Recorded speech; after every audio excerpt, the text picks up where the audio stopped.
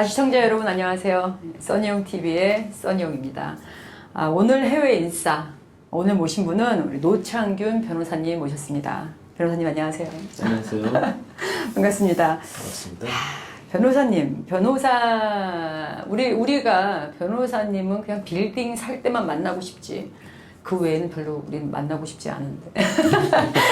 오늘 제가 모신 이유도 우리가 이제 궁금한 것도 많고 정말 빌딩 살 때 그때 여러 가지 일들도 여쭤보고 싶어서 제가 오늘 모셨고요. 굉장히 바쁘신데도 이렇게 제일 또 바쁜 시간에 또 이렇게 와주셔서 너무 감사드립니다. 노 변호사님은 2008년부터 변호사 프랙티스 시작하셨고요. 그리고 현재 노엔강 로펌 대표십니다. 그리고 현재 그 미동구의 뉴용저지 지역의 부동산법, 상법, 또 상속법, 소송 또 여러 분야에서 또 유능하신 분으로 또 정평이라 계신 분입니다. 제가 맞게 소개드리고 있죠. 네, 그래서 여러 법 중에서도 저희가 제일 궁금하고 실은 제일 가까이에 있고 조금은 더 친근한 그 부동산 트랜잭션 관련한 법에 대해서 좀 질문을 드릴 건데요. 아마 저와 같이 또 우리 시청자분들도 많이 궁금해 하실 줄로 압니다. 지금 미국 서부 지역에서는 주택 매매할 때, 그 주택 매매 시에 굳이 변호사님들을 선임하지 않고 에스크로 컴퍼니들이 클로징 한다고 전 들었어요. 맞나요? 이제 주법마다 틀린데요. 네. 이제 서부 대표적으로 캘리포니아주 이런 데서는 변호사가 끼질 않고 이제 타이틀 컴퍼니가 에스크로 에이전트 역할을 하면서 이렇게 클로징을 하죠. 근데 뉴욕이랑 뉴저지는 변호사가 이제 선임이 돼서 클로징을 대다수 하는 주입니다. 아니 왜냐면 저는 실은 변호사님이 이게 이제 우리가 이제 집이나 주택 매매든 뭐 빌딩 매매든 이게 작지 않기 때문에 금액이 그렇죠? 우리 재산이잖아요. 그렇죠. 그런데 물론 타이틀 컴퍼니도 믿을 수 있지만 변호사님들이 처음부터 끝까지 또 절차상으로 다 관여해서 또 조언을 주시잖아요. 근데 변호사님이 안 계신 주택 클로징이라는 걸 저는 실은 생각할 수가 없어요. 리스크가 너무 크게 느껴지니까요. 그러면 이제 간혹 빌딩 사시는 분들은 덜한데 그 이제 주택 사시는 분들 중에서 왜 변호사를 하여해야 되냐 우리가 하시는 일도 별로 없는 것 같은데 이렇게 좀 섭섭하시죠. 그럼 저는 하시는 일이 얼마나 많으신데요. 그리고 실은 일은 우리 한국 변호사님들이 훨씬 더 잘 봐주세요. 실은 다른 타 민족 변호사님들보다. 그리고 또 이제 변호사 수임료는 좀 더 훨씬 더 적으세요. 저희가 볼 때는 실은 여기 현실이 그래요. 그래서 늘 고맙고 저는 좀 가끔 미안한 마음도 있습니다. 그런데 변호사님 이런 또 가끔 물어보는 분들을 위해서 왜 부동산 클로징 할 때 여기 뉴욕 뉴저지죠 변호사님들을 왜 선임해야 한다고 설명을 어떻게 할까요? 선임을 왜 해야 되느냐? 간단합니다. 이게 결국 법적 절차이기 때문에 변호사가 이제 법적으로 해석을 해주고 이끌어가는 면이 많이 있습니다. 왜냐하면 처음부터 계약서를 서명을 해야 되고 그 계약서에 따라서 이행이 돼야지 이제 클로징이 되는 거니까 그 클로징이 될 때까지의 이제 법적인 이슈가 생길 수가 있어요. 예를 들어서 인스펙션을 했는데 마음에 안 드는데 어떻게 계약에서 빠져나갈 수 있는지, 아니면 융자가 안 나왔을 경우에 어떻게 하면 계약 위반으로 처리 안 되고 계약을 빠져나가고 지불한 디파짓을 받을 수 있는지, 이 모든 게 그 간단하게 해석할 수 있는 경우도 있지만은 계약서에 따라서 가야 되는 경우거든요. 근데 계약법은 아시겠지만 뭐 수많은 그 판례가 있고 그리고 로컬 커스텀도 있고 어떻게 해석을 하는지 그런 아무리 심플한 트랜잭션이더라도 그런 절차가 있으니까 이런 면에서는 당연히 법적으로 전문가인 변호사들이 그 조언을 해주는 경우가 가장 안전하게 트랜잭션을 할 수 있는 경우죠. 그리고 그 외에도 이제 타이틀 서치라고 집에 이제 뉴욕이랑 뉴저지는 동부에는 유서 깊은 이런 동네들이 많으니까 집들이 뭐 5, 60년 된 거는 많이 있어요. 오래된 게. 그 오래된 세월 동안 이렇게 오너십이 체인지가 되니까 이제 당연히 그 오너십이 체인지가 되는 거를 제대로 됐는지 그걸 확인하는 작업도 해야 되고 담보가 잡혀 있는지 아니면 다른 린이 걸려 있는지 이런 것들 다 확인을 해야 되는데 아무래도 부동산법에 이렇게 전문적인 지식이 있는 분들이 그거 검토를 하는 게 맞지요. 예. 맞습니다. 예. 그러니까 지금 뭐 변호사님 말씀 들어보면 그냥 뭐 타이틀 컴퍼니에 다 맡겨서 온전히 클로징을 한다고 하는 것이 실은 이제 지금 이 동부 우리 쪽에서는 조금 리스크가 커 보이고 마음이 놓이지가 않죠. 이런 이유 외에도 지금 변호사님들이 도와주실 수 있는 일들이 굉장히 많습니다. 또 일을 하다 보면. 근데 이제 뭐 매매는 덜한데 리스 같은 경우, 커머셜 리스해서 변호사를 선임하지 않아서 손해를 본 분들의 특히 테넌트 경우죠. 이런 경우들이 많다고 들었어요. 예. 변호사님은 더 많이 보셨겠죠.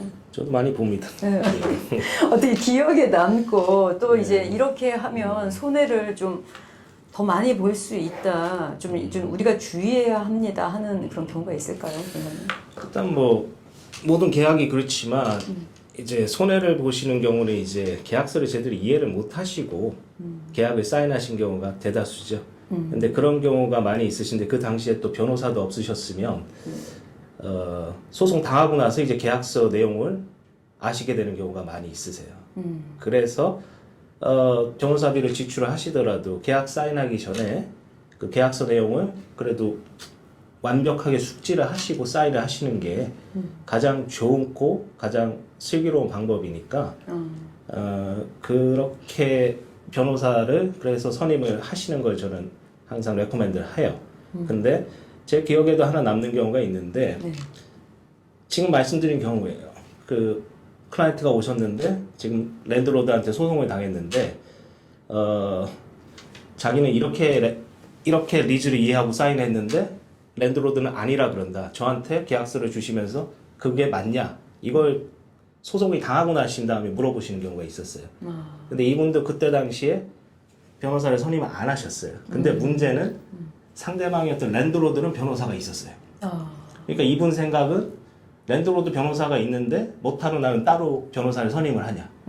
이렇게 착각을 하시고 하셨는데 미국 법에는 변호사는 반드시 한 클라이언트만 그 대표를 할 수가 있어요. 그러니까 랜드로드의 변호사면 랜드로드의 이익을 위해서 대변하는 변호사지 절대로 테넌트의 이익을 대변하지 않아요. 그래서 아무리 친절하게 뭐 이렇게 얘기를 하고 대화를 나눴다 그래도 철저하게 계약서에는 랜드로드의 이득 위주로 이렇게 진행이 되는 거거든요. 그래서 변호사를 테넌트가 고용을 하면 그걸 리뷰를 해가지고 너무 불리한 조항이면 빼달라고 요청을 하든지 아니면 어느 정도 중간 부분에서 만나자고 이렇게 내고를 하는 절차를 할 수가 있거든요. 그래서 뭐 완벽하게 평등한 계약은 있을 수가 없어요. 랜드로드와 테넌트 사이에서는 랜드로드가 항상 위에 있고 테넌트가 항상 밑에 있는 경우예요.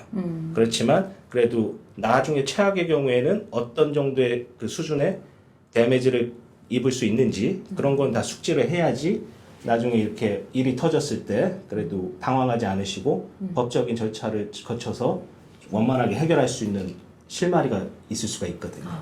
근데 저희 뭐 누구라고 말씀을 드릴 수가 없지만은 뭐 한 분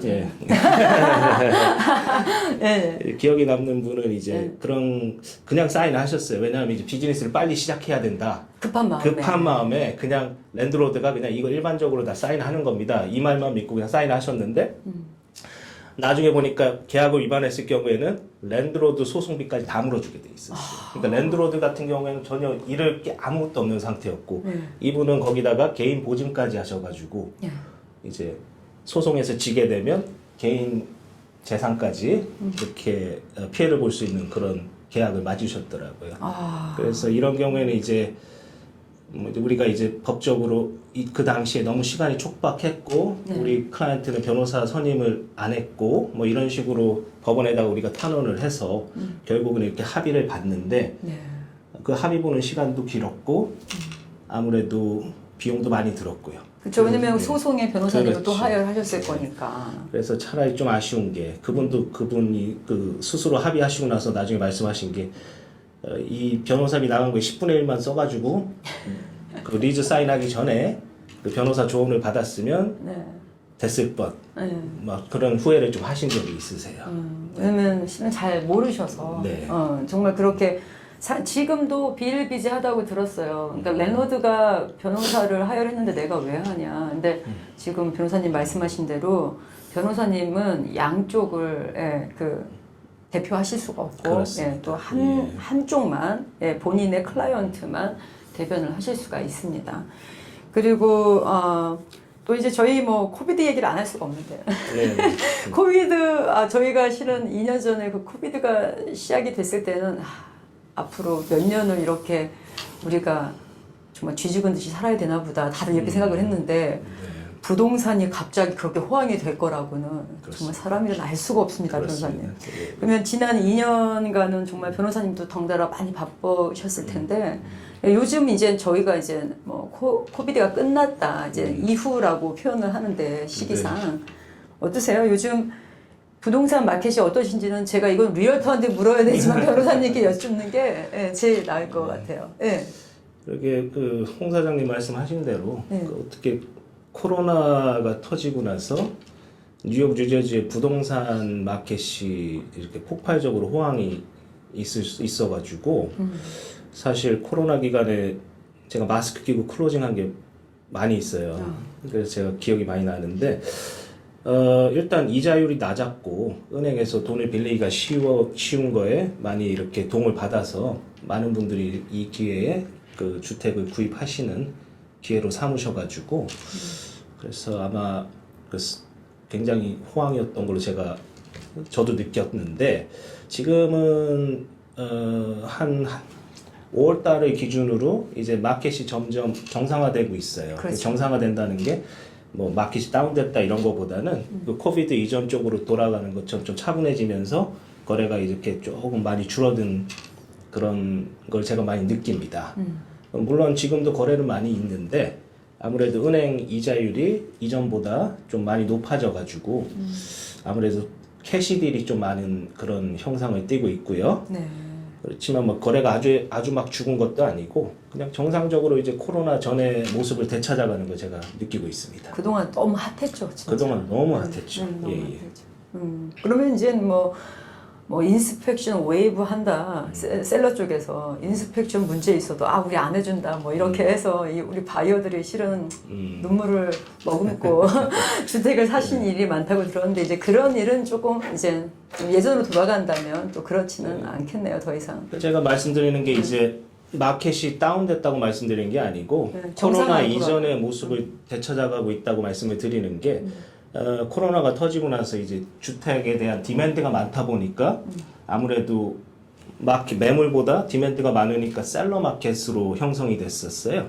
그래서 셀러분들이 이렇게 매물을 내놓으면 바이어들이 뭐 많게는 뭐 10명씩 이렇게 달라들어가지고 그 집을 살려고 하니까 아무래도 셀러가 원하는 조건을 충족시키지 않으면 계약을 할 수가 없으니까 바이어가 많이 좀 불리한 부분에서 계약을 한 건 맞아요.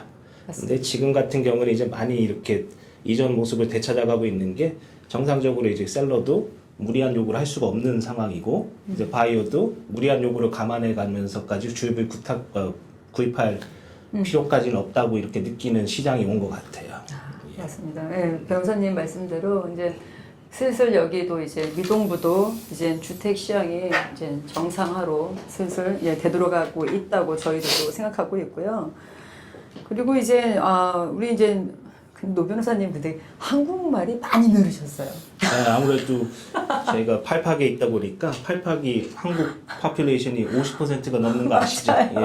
한국말을 많이 하고 이렇게 많이 접촉하다 보니까 아무래도 많이 늘었습니다. 하여튼 뭐 너무 좋습니다. 예전에도 열심히 노력을 하셨는데 지금은 뭐 저보다도 훨씬 더 말씀을 잘 하시니까 또 이제 변호사님에 대한 이제 제가 이제 여러 가지 얘기들이 좀 들은 바에 의하면 건강을 생각하지 않으신다는 거예요. 뭐 이메일이 들어오실 때는 새벽 5시, 뭐 12시 막 이런데요. 잠은 언제 주무시는지 모르겠다 이런 말씀들을 하는 얘기를 들었어요. 근데 그 이유가 제가 듣다가 아무래도 그게 리스판스블 때문에 그러니까 연락을 기다리고 있는 분들을 위해서 새벽이라도 시간을 구애하지 않고 그렇게 또 답변 주시고 하시는 게 아니냐. 그게 이제 변호사님 책임감이 굉장히 또 강하시다고 제가 생각을 하고 있는데요.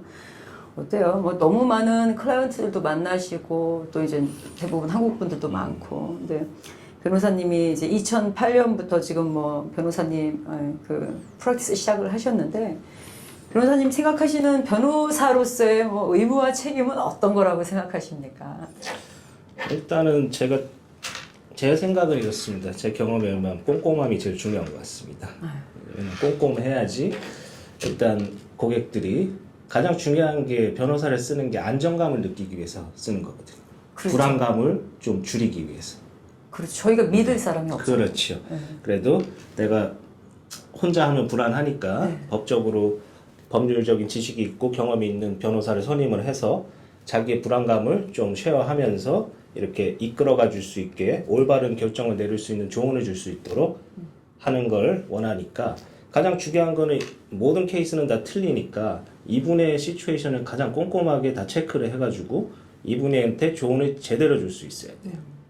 물론 결과는 사실 100% 개런티는 어떤 변호사도 할 수가 없어요. 그렇지만 과정에서 그 결과를 원하는 결과를 얻기 위해서 최대한으로 꼼꼼하게 상황을 체크하면서 업데이트를 드리고 결정을 하실 수 있는 법적인 지식을 그분이 알아들을 수 있게 전달하는 게 가장 중요한 거라고 생각합니다. 결국은 꼼꼼한 겁니다.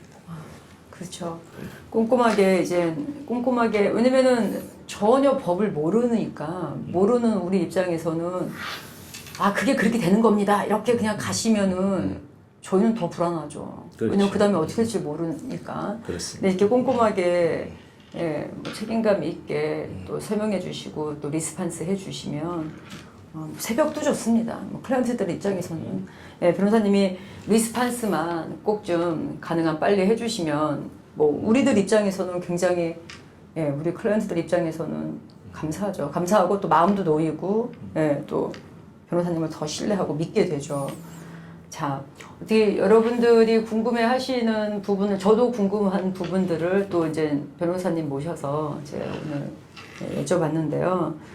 제가 해외 인싸라고 해서 변호사님을 모시게 될 줄 몰랐어요. 그런데, 모시길 잘했다는 생각이 듭니다. 왜냐면, 우리 여기 한인 미동부 쪽에 이제 한인들이 우리 해외 동포들이 많이 거주하고 계시고 또 저희도 믿을 만한 변호사님이 꼭 필요하고 또 계속 찾고 계시는 분들이 많아요. 그리고 또 우리 한인 편에 서서 또 본인의 직업이지만 또 한인들을 또 한인 입장에서 일을 책임 있게 해주시는 변호사님이라서 제가 여러분들의 추천을 받아 오늘 이렇게 모시길 잘했다는 생각이 듭니다. 감사합니다. 고맙습니다. 오늘 바쁘신 자리 해주셔서 너무 고맙고요, 변호사님. 감사합니다. 건강 유의하세요. 감사합니다. 네. 오늘의 해외 인싸 어떻게 보셨습니까? 여러분들 뭐 문의 있으시면 아래 제 이메일을 보내주시고요. 그리고 저는 다음 해외 인싸에서 뵙겠습니다. 감사합니다.